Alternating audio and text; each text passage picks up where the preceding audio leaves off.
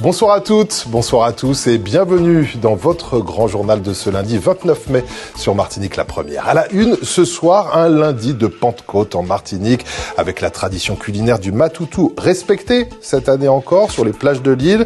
Les églises ont également fait le plein de fidèles pour les messes de la Pentecôte ce matin. L'archevêque de la Martinique, David Macaire, sera l'invité du grand journal. Est-ce la fin de l'inflation en Martinique? Après plus d'un an de hausse continue, les prix de l'alimentation semblent enfin marquer le pas. Selon l'INSEE, le prix moyen du chariot de course est resté stable le mois dernier, mais nous verrons que les associations de consommateurs ne sont pas vraiment convaincues. Nous irons en Colombie où la chute des prix de la feuille de coca a de lourdes conséquences dans les régions les plus productrices. La stabilité économique serait même sérieusement menacée, à tel point que le gouvernement est tenté de prendre à la défense des narcotrafiquants et des cultivateurs. Nous nous intéresserons aussi au maître de l'invisible. Grand Ongle est le personnage principal du dernier livre de Raphaël Confiant. L'auteur précise qu'il ne s'agit pas d'un roman, mais plutôt d'une enquête documentée. De quoi alimenter encore la légende autour du célèbre quimboiseur. Enfin, nous visiterons une exposition sensorielle baptisée Presque une île. Elle propose aux visiteurs de découvrir la mangrove à travers leurs 5 sens. Visite guidée en fin d'édition. Est-ce la fin de la flambée des étiquettes dans les rayons de nos grandes surfaces? Le dernier indice des prix à la consommation publié par l'INSEE laisse apparaître une stabilité pour le mois d'avril, en particulier dans le secteur de l'alimentation. Une bonne nouvelle après plus d'un an de hausse constante et une inflation qui dépassait les 11% ces derniers mois, mais pas encore un réel soulagement pour les familles. On voit cela avec ce reportage signé Stéphane Petitfrère et Olivier Nicoladi Duclos. Selon l'INSEE, sur un an, les prix augmentent de 3,5% en Martinique, contre près de 6% pour la France entière. Les prix de l'alimentation n'ont pas augmenté au cours du mois dernier, 0%. C'est inédit, puisque sur les 12 derniers mois, ce secteur a enregistré une hausse de 11,8%. Une stagnation qui, selon l'INSEE, serait entre autres due à la baisse des prix des produits frais de près de 2%. Ce que je veux dire, c'est que la moyenne, c'est une chose. Ce qui impacte les Martiniquais, ce sont les produits à la consommation. Ce sont les produits alimentaires. Et les produits alimentaires, eux, ils ont 12%. C'est ça qu'il faut regarder. Le reste, après, c'est une machin. Et puis, Martiniquais, c'est pas statistique, c'est pas chiffre. C'est ce que vous faites comme consommation, ce que vous mettez dans votre caddie. Et dans mon caddie, j'ai plus de 12%. Mais c'est du côté des services et particulièrement des transports qu'il faut chercher les diminutions les plus significatives. Après la hausse spectaculaire en mars des prix des billets d'avion sur la ligne Paris-Fort-de-France, la baisse au mois d'avril est de moins 12,9%. Les prix des services de communication et autres loyers sont pour leur part stables. Malgré cette embellie, sur un an, les prix des services augmentent tout de même de 1,1% contre 3,2% au niveau national. Du côté de l'énergie, les prix rebondissent en avril avec 1,3% d'augmentation. Le gazole notamment augmente de 4,3%.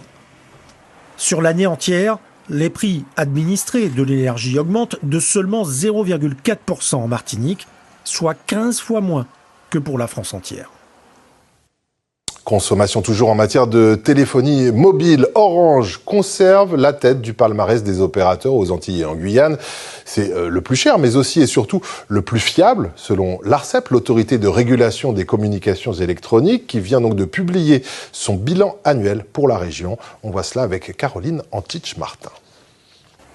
Orange maintient sa position de leader en matière de couverture et de qualité des réseaux mobiles. C'est ce que révèle le dernier rapport de l'ARCEP, autorité de régulation des communications électroniques. Selon un rapport publié le 22 mai, si la navigation web de tous les opérateurs se rapproche des niveaux mesurés dans l'Hexagone, Orange se classe premier sur de nombreux indicateurs de qualité de service. Dans le détail, pour l'Internet mobile, Orange et SFR couvrent respectivement 98 et 97% du territoire martiniquais, soit 99% de la population. Digicel couvre 72% du territoire et 91% de la population. Et Free seulement 65% du territoire, mais 81% de la population. Pour résorber les différents endroits où on peut avoir encore un peu de difficulté, On investit, on installe tous les ans des nouveaux sites. On vient d'ouvrir là sur la zone de Dougos un site toit terrasse, un site sur Schellcher qui permet d'aller améliorer la densité, mais aussi d'aller chercher des endroits qui étaient peut-être un peu plus en décalage. L'augmentation de trafic tous les ans nous oblige aussi à améliorer nos sites et à renforcer finalement leur capacité pour assurer cette qualité dont nous sommes fiers aujourd'hui. Sur le plan qualitatif de l'Internet mobile, Orange confirme son leadership dans les transports, mais également dans les lieux de vie. Concernant la téléphonie pure, voix et SMS, là encore, Orange caracole en tête en termes de couverture, mais aussi en termes de qualité à domicile et dans les transports. Malgré l'arrivée d'un nouveau concurrent, l'opérateur historique conserve donc sa position dominante sur le marché martiniquais de la téléphonie et de l'Internet mobile. Comment avez-vous passé votre lundi de Pentecôte en ce jour de fête catholique? Les églises ont fait le plein, elles ont été très fréquentées, beaucoup de monde donc à la messe, beaucoup de monde également sur les plages, des familles bien souvent réunies autour d'un bon matoutou ou encore d'un fricassé de coq bien accompagné. Exemple du côté du prêcheur avec ce reportage signé Irène Hémonide et François Marlin. José a fui la chaleur de Fort-de-France pour une journée à l'ombre des amandiers à Lanceron, une plage aménagée. Le matoutou du lundi de Pentecôte comme du lundi de Pâques, José se fait un devoir de respecter la tradition. Elles étaient comme pêchées au François. Le chef de canot François, je les ai nourris pendant un mois. Et puis je dis à la fête qui aura passé. Et aujourd'hui, j'ai décidé de faire un petit tour. Et puis j'ai dit, bon, nous ne sommes pas nombreux. On monte passer un petit moment. La chaleur. Aussi la chaleur à Fort-de-France, c'est terrible. Nous avons fait le petit déjeuner, donc il y avait salade de concombre, il y avait du boudin, aussi de la salade de morue ici. Voilà, c'est quelque chose à garder, à faire perpétuer. Donc venir ici ce lundi, oui, en famille aussi, c'est important. C'est important pour les générations aussi à venir. Ça se transmet.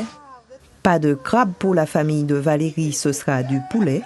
Une famille et des amis qui viennent du Lorrain. Nous sommes arrivés vers 7h, 7h30. Donc on est parti avec toutes nos préparations et puis la cuisson de la viande se fait en dernier. D'habitude on allait toujours sur Trinité. Cette année exceptionnellement on a dit qu'on change de bord. Voilà. Donc on est venu sur le prêcheur. Ça vous va? Très très très très bien. C'est parfait, le cadre est agréable et il fait frais en plus. Quand on habite le Nord Atlantique, Grand-Rivière, Macouba ou Basse-Pointe ou encore le Morneur ou Jouffon, Saint-Denis, les plages du Nord Caraïbe s'imposent presque, celles du Carbet ou du Prêcheur. Jean-Pierre vient du Macouba. Un Macouba Sainte-Anne peut faire cher le bain de mer. Chaque année, Pâques, Pentecôte, c'est ici qu'on passe nos fêtes. Vous faites le week-end, vous? Le week-end, oui, tout le week-end. De samedi à lundi soir. Et le lundi soir, on emballe tout pour repartir.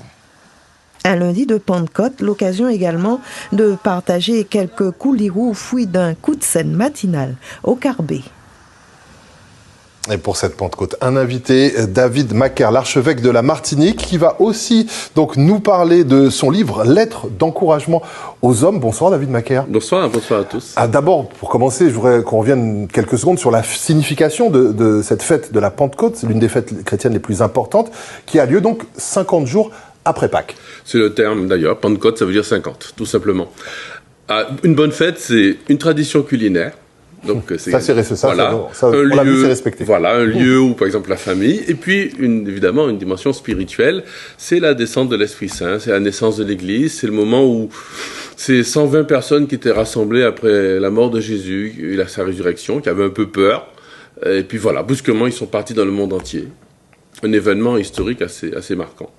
Alors, vous êtes surtout ici pour évoquer votre dernier livre, ça s'appelle « Lettres d'encouragement aux hommes », paru aux éditions Première Partie. C'est un ouvrage dans lequel, si j'ai bien compris, vous semblez défendre l'idée que dans notre société martiniquaise, ce sont très clairement les femmes qui dominent. C'est ça ? Alors, c'est vite dit. En fait, c'est un ouvrage d'abord plus de frère David, j'ai envie de dire, que de mon... C'est pas un enseignement. C'est pas un enseignement dogmatique sur ce que devrait être la masculinité. C'est pas forcément l'archevêque qui s'exprime dans cet ouvrage. Voilà, enfin c'est moi, tout le monde me connaît, donc d'autres connaissent moins, donc voilà, c'est comme ça. C'est parti d'une rencontre avec des hommes qui me disaient, des gars qui veulent faire bien, des hommes de la pastorale, qui veulent être des pères de famille, prendre des responsabilités dans l'église, et par rapport à l'éducation de leurs enfants, et c'est pas toujours simple, parce que l'homme antillais a une mauvaise réputation. Et donc, dans cet ouvrage, ce sont des lettres, hein, donc c'est des cris du cœur, c'est pas systématique, etc. Je voulais dire, j'ai abordé les clichés. Ça commence d'ailleurs par le fameux Marie Poulzot m'en a dit coq moins. Il y a des clichés comme ça qui sont lâchés. Alors c'est un langage un peu cru parfois. Je me lâche un tout petit peu. C'est un peu du second degré. C'est un peu du second. Voilà, c'est ça. C'est un peu du second degré aussi. Puis en même temps, j'essaie d'aborder des sujets importants comme la paternité, la vérité, la notoriété ou la réputation, etc. des hommes chez nous. Un peu pour défendre le rôle et la place de chacun, homme donc et femme, au sein notamment de la famille. Oui, de la famille, de l'Église et de l'éducation en particulier. Je disais simplement, voyez comment le génie féminin, lorsque enfin dans la société on l'a accueilli, je le dis textuellement, dans certains domaines qui étaient soi-disant réservés aux hommes. Et on a vu comment ce génie féminin a permis le déploiement de choses merveilleuses dans la société. Je ne le dis pas par comment dirais-je, pour être un peu couleur, faire bien quoi. Eh bien, il y a des domaines dans la société martiniquaise où les hommes n'ont pas encore pris leur place. On dirait que c'est la faute des hommes. Beaucoup vont dire, mais c'est la faute des hommes, ils ne viennent pas. Par exemple, à l'église, c'est mon domaine. Ou dans la famille, il y a des histoires multiples sur les hommes, sur un tel qui a abandonné ses enfants, qui a eu 3 enfants avec des femmes, etc., etc. Mais je pense que c'est aussi de la faute de toute la société, les femmes et les hommes aussi. On a une façon de voir la masculinité, en oubliant que nous, les hommes, on a peut-être besoin parfois de se casser le nez, parfois, de prendre une pliche. Voilà, de prendre une pliche pour pouvoir se relever et affirmer notre masculinité. Encourager les hommes en ce moment, est-ce que c'est pas un peu à contre-courant, j'allais dire? Ouais, peut-être, ouais. Oui, c'est vrai. C'est vrai parce que en fait, la société, on la voit à travers l'écran, le petit écran. Donc on voit les hommes, par exemple, à la messe, ou peut-être dans le domaine politique. Alors on a ajouté la parité. Et donc on a beaucoup encouragé, c'est plus que légitime, la présence des femmes dans ces milieux et leur responsabilité. Très masculin. Mais on a peut-être oublié au passage qu'il y a des milieux qui sont hyper féminins. Et c'est pas de la faute des femmes, mais simplement, on n'a pas pensé, toute notre société antillaise n'a pas encore donné suffisamment sa place dans, je vais reprendre les domaines principaux, la famille, l'église, l'éducation des garçons entre autres, mais pas que. Et les femmes, quel regard portent-elles sur vos écrits, puisque vous l'avez fait lire, ce livre? Oui, alors d'abord, je l'ai fait lire d'abord à des femmes. Et comme elles étaient très contentes, j'ai eu peur d'être très critique, parce que je prends à bras le corps toutes les critiques qu'on fait sur les hommes. Il faut, en disant, il y a ça, il y a une page terrible où je fais la liste en disant, mais c'est horrible. Et ce sont des choses que j'ai entendues. En disant, mais en fait, c'est peut-être vrai, et c'est certainement vrai, pas pour tous les hommes évidemment, mais collectivement, nous portons un fardeau, nous hommes antillais, même au-delà des mères. Mais je pense que justement, c'est à partir de cela, je crois beaucoup en la capacité, quand je vois ces hommes, ces garçons, les plus âgés, etc., il y a une sagesse masculine antillaise, on connaît la femme potomitan, et on a bien raison d'avoir fondé notre société là-dessus, c'est les femmes qui ont humanisé notre société face aux terreurs du temps, de l'histoire, aux horreurs, mais on méconnaît un peu trop la capacité masculine antillaise. David Macaire, archevêque de la Martinique, et auteur donc de Lettres d'encouragement aux hommes, aux éditions Première Partie. Merci beaucoup d'avoir accepté notre invitation. Bonne fête de Pentecôte encore. Merci à vous. Et on reste dans le domaine de la spiritualité, ou plutôt des croyances, avec la dernière sortie, là encore, de Raphaël Confiant cette fois. L'écrivain publie Grands Ongles, le maître de l'invisible, un livre consacré au célèbre quimboiseur qui a fait régner la terreur dans le Fort-de-France des années 60. L'auteur affirme qu'il ne s'agit pas d'un roman, mais du résultat de plusieurs années d'enquête. Édilia Eugène Mormain avec Fabienne Léonce. C'est un souvenir enfoui dans les mémoires, celui de Grands Ongles, l'un des plus grands quimboiseurs martiniquais de l'après-guerre. Dans les années 60, il régnait en maître sur Fort-de-France. Il s'était laissé pousser exagérément l'ongle de l'index. Et quand il marchait dans la rue, il prenait le boulevard, l'avenue Jean Jaurès, la grande avenue qui traverse Kersainville pour se rendre sur la Savane. Et il avançait avec l'index pointé devant lui et cet ongle démesuré. Et tout le monde fuyait. Dans cette réputation, il y avait surtout cet élément qu'il est capable de tuer à distance. La légende sera confortée par la lettre d'adieu qu'il laisse derrière lui après son suicide spectaculaire. Grandzongle y explique qu'il a tué 402 personnes. C'était le 22 février 65. Raphaël Confiant avait 14 ans. J'étais un peu sur ma faim parce que, en fait, on a fait du spectaculaire. On a dit, ouais, il s'est pendu avec 7 cravates de 7 couleurs différentes et de 7 tissus différents. C'est vrai, hein? Mais enfin, ça c'est l'aspect anecdotique, je dirais. On n'a pas essayé de creuser le personnage, mais après, ça m'est sorti de la tête complètement.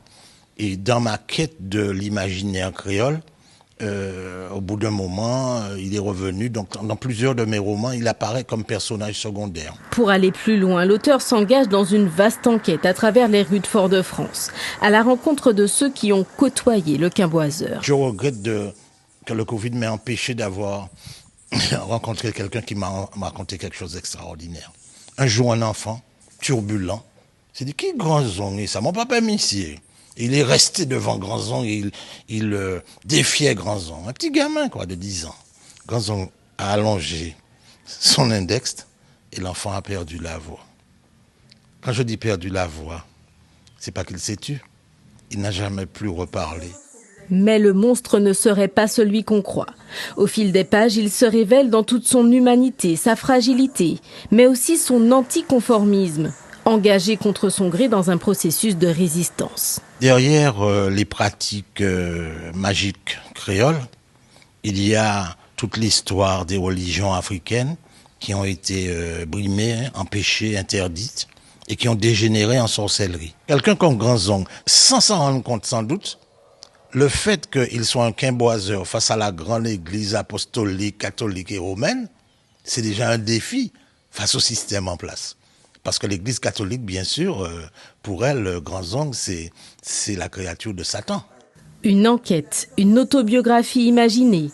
Certainement pas un roman, assure l'auteur, car tous les faits rapportés ont été vécus par des témoins directs.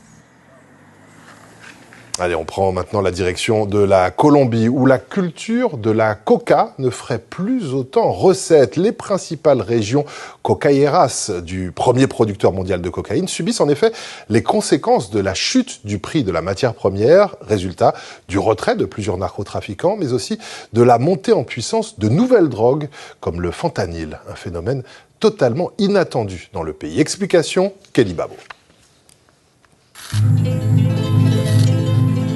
Au cœur de la région de Nariño, dans le sud de la Colombie, Carlos, 36 ans, cultive dans sa ferme de plus de 2 hectares des feuilles de coca. Les précieuses feuilles vertes sont minutieusement cueillies par les petites mains de la région, sous un soleil de plomb comme des automates. Les raspachines, comme on les appelle ici, arrachent à main nue les feuilles des arbustes. Si autrefois la coca valait de l'or, aujourd'hui c'est une toute autre affaire. Les agriculteurs en première ligne craignent la chute libre de leur principal revenu. Le gouvernement insiste pour mettre fin à la culture de la coca. Mais si tout le monde éradique la coca, comment les paysans vont-ils vivre? Broyée, séchée, la coca est ensuite mélangée avec plusieurs produits chimiques. Le tout est cuit sur une petite gazinière jusqu'à sa transformation en une pâte. Voici la pâte de coca, celle qui sera transformée plus tard en poudre par les trafiquants dans les laboratoires. Une marchandise pour laquelle Carlos aurait habituellement reçu beaucoup d'argent. Mais voilà, depuis le départ des narcotrafiquants dans la zone, chassés par les autorités, il ne trouve plus personne pour acheter sa pâte à un bon prix. En ce moment, les prix de la pâte de cocaïne sont mauvais. Pourquoi on ne devrait pas le dire? Les prix sont vraiment mauvais. La seule option est de la stocker. Nous n'avons pas d'autre choix. Si elle ne peut pas être vendue, elle doit être stockée. Au pays de Pablo Escobar, plus rien ne va dans la culture de la coca. La Colombie, premier producteur mondial de cocaïne, connaît ces derniers mois une chute vertigineuse du prix de sa petite feuille verte. Montée en puissance des opiacés synthétiques comme le fentanyl, surproduction de coca et répression des cartels de la drogue, autant d'hypothèses avancées par les experts pour expliquer cet effondrement. De quoi irriter les agriculteurs.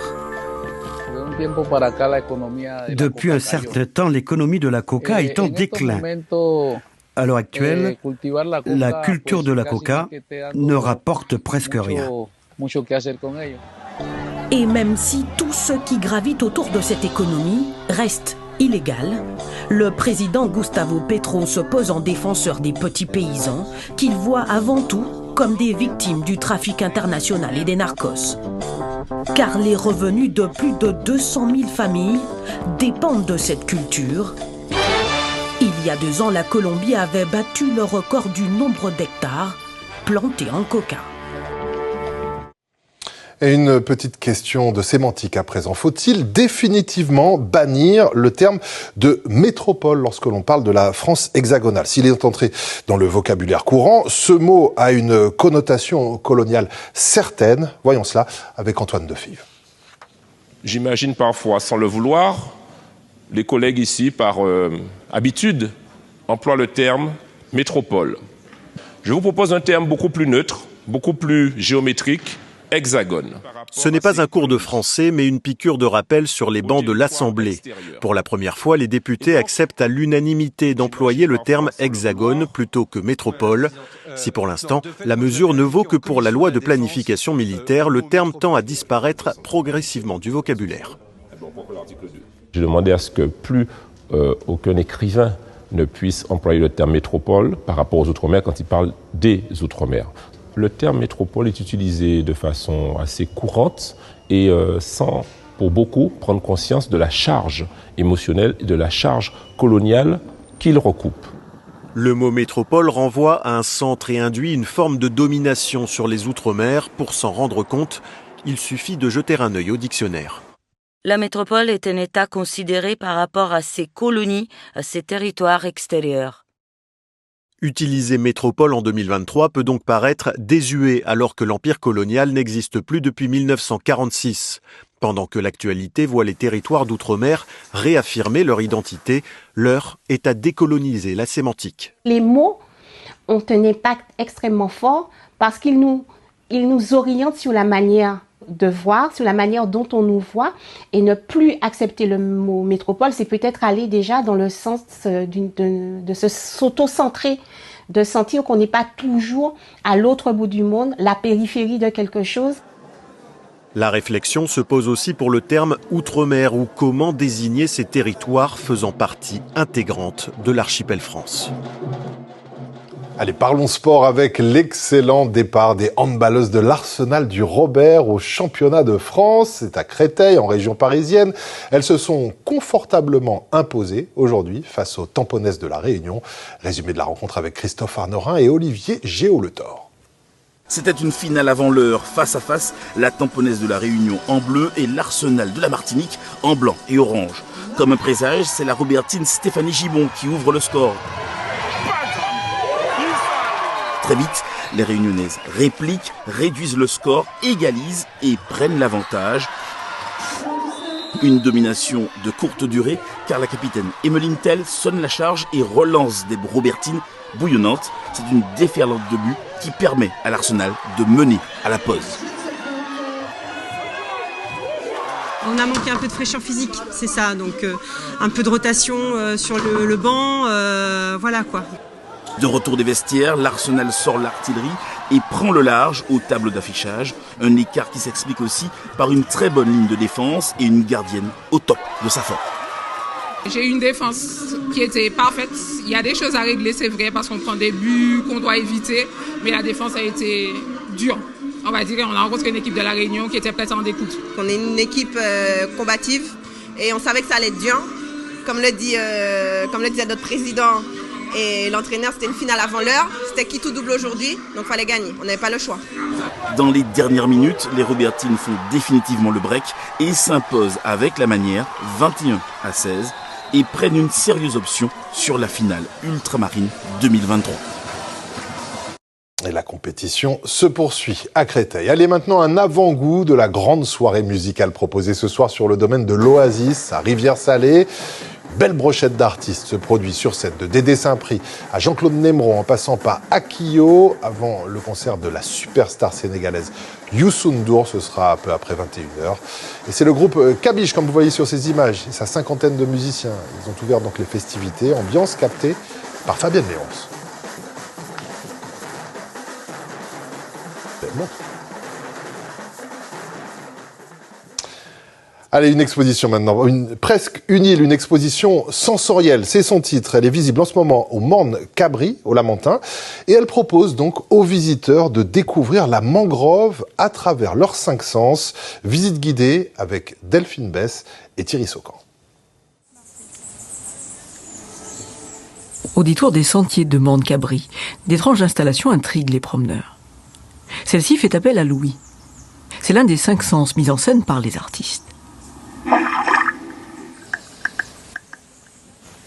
Ici, des enregistrements réalisés dans la mangrove à la nuit tombée. On est surpris, on se demande ce que c'est, du coup on est attentif et ça résonne, il y a beaucoup de choses qui résonnent, il y a des bruits d'animaux, des bruits de voitures, enfin il y a tout un tas de bruits qu'on ne soupçonne pas du coup.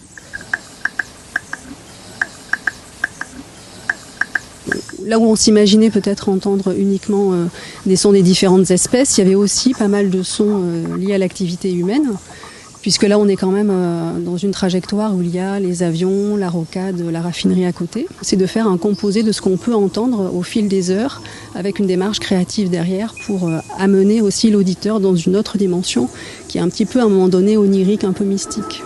Presque une île est un travail collectif. Une douzaine d'artistes et artisans venus capturer l'essence de la mangrove. Ici, des parfums dans ces pièces en céramique. On sait qu'on est en forêt, donc ça sent le végétal, ça sent aussi bizarrement un peu la mer, donc on sent un peu de notes salines. C'est vraiment un mélange intéressant. Une créatrice martiniquaise de parfums dévoile ici les 3 notes qui composent son parfum original. Elle a travaillé sur le côté terreux, le côté herbacé, les feuilles. Elle a récupéré même les feuilles, le parfum des fleurs de palétuvier. Ça rappelle un petit peu les fragrances de l'ylang-ylang et puis du jasmin. C'est ce qui constitue d'ailleurs le cœur du parfum, l'esprit de la mangrove. En venant dans cet espace, on reconsidère en fait la manière dont on capte les choses, de la manière dont on voit les choses. Aussi prendre conscience que c'est une nature qui est là, mais qui lutte elle-même, mais qu'elle a besoin de nous en fait. Et parce que les artistes sont aussi des rêveurs, ils ont installé ici un radeau avec des ruches, dans l'espoir d'attirer des abeilles et récolter peut-être du miel. C'est toujours quelque chose de formidable de se dire qu'on laisse une trace quelque part. On a beaucoup de peur, beaucoup de crainte de dire est-ce que ce qu'on présente va pas choquer ou va pas, est-ce qu'il est en accord avec ce milieu. Donc il y a ce questionnement-là, cet équilibre à trouver entre sa folie à soi et puis l'environnement tel qu'il est. Samedi prochain, l'aventure se termine en coup de main avec l'association Esprit La Sautet, où le public est invité à venir replanter des palétuviers. Avant de refermer ce journal, nous avons une pensée émue ce soir à celui qui a présenté les tout premiers journaux télévisés de Martinique avec Raymond Calixte et Bernard Régis. Je veux parler du journaliste Eddie Edouard, par ailleurs grand passionné d'aviation. Il est décédé hier soir à l'âge de 86 ans. Eddie Edouard avait intégré les équipes de ce qui était alors l'ORTF pour présenter dès 1960 donc les premiers journaux en radio et puis donc les JT à partir de 1964 quand la télévision est donc arrivée. Voilà pour refermer cette édition locale et régionale. Je vous en rappelle l'un des principaux titres. C'est un lundi de Pentecôte en Martinique avec la tradition culinaire du matoutou respectée cette année encore sur les plages de l'île. Les églises ont également fait le plein de fidèles pour les messes de la Pentecôte ce matin. N'oubliez pas vos rendez-vous d'infos en radio. Demain matin, 6h45, l'édito de Jean-Marc Party qui se demande à quoi a servi la récente visite du ministre de l'économie en Martinique. 7h, le journal avec Bianca Carretto. 7h18, Sazot Kadi, invité de Bertrand Caruche demain. Philippe Petit, candidat déclaré à la prochaine élection présidentielle. Restez avec nous pour notre tour d'horizon de l'actualité dans le reste du monde. C'est dans quelques secondes. À tout de suite.